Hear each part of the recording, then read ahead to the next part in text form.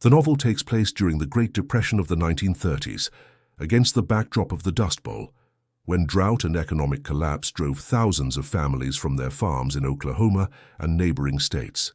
It follows the struggles of the Joad family, tenant farmers forced off their land and lured westward by handbills promising jobs in California.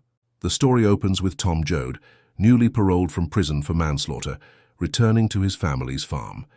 He finds it abandoned, the land repossessed by banks and corporations. Tom learns that his family has prepared to migrate to California in hopes of survival.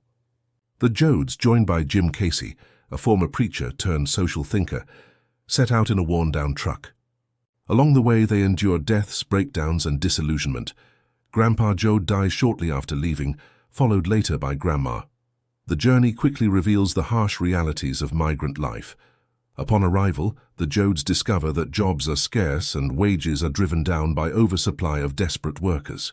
They face poverty, prejudice, and exploitation, living in squalid conditions in roadside camps known as Hoovervilles. Casey becomes increasingly radicalized, speaking out against the injustices faced by migrant laborers. He is later arrested and then killed during a labor strike, becoming a martyr figure. Witnessing Casey's death, Tom undergoes a moral awakening. He kills a man in retaliation and must go into hiding.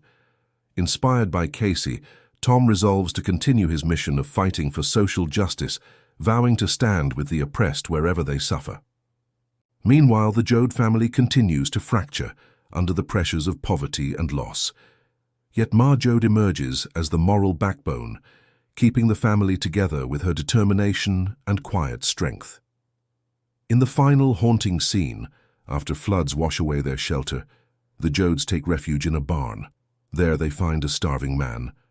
Rose of Sharon, who has just delivered a stillborn child, nurses the dying man with her breast milk, a powerful image of selfless compassion and humanity's survival through shared suffering. The novel ends on this symbolic note. Though beaten down, the spirit of solidarity and human kindness endures amidst despair.